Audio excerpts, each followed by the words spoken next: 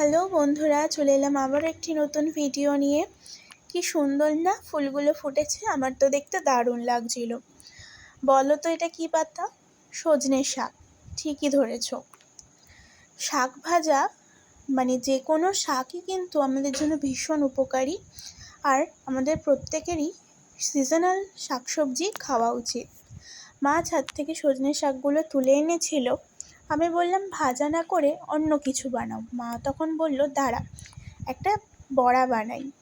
তখন মা সজনে শাকগুলোকে ভালো করে বেছে কেটে নিয়ে একটা বাটির মধ্যে নিয়ে কুচনো পেঁয়াজ, লঙ্কা, বেসন, হলুদ গুঁড়ো, নুন, লঙ্কার গুঁড়ো আর ধনে গুঁড়ো দিয়ে ভালো করে মাখিয়ে নিল। তারপর কড়াইতে তেল গরম করে বড়াগুলোকে ছোট্ট ছোট্ট করে দিয়ে ভেজে নিল। এই সজনে শাকের বড়াটা খেতে কিন্তু দারুণ লাগে। তোমরা একবার হলেও বাড়িতে বানিও, এটা আমার রিকোয়েস্ট।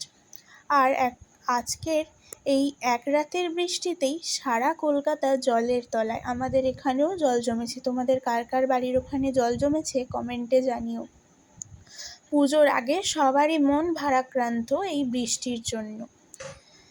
তাও নিজেদের খুশি রাখার জন্য নিজেদেরই চেষ্টা করে যেতে হবে। বড়া ভাজা রেডি হয়ে গেছে। আর এই সজনে শাকের বড়াটা টমেটো কেচাপের সাথে দারুণ লাগছিল খেতে, আর ভাতের সাথে তো অসাধারণ। ডাল ভাত আর সজনে শাকের বড়া, এটাকে কি নাম দেওয়া যায় তোমরা বলো তো? খেতে তো আমার দারুণ লেগেছে, মানে আমি খেয়েই যাচ্ছিলাম।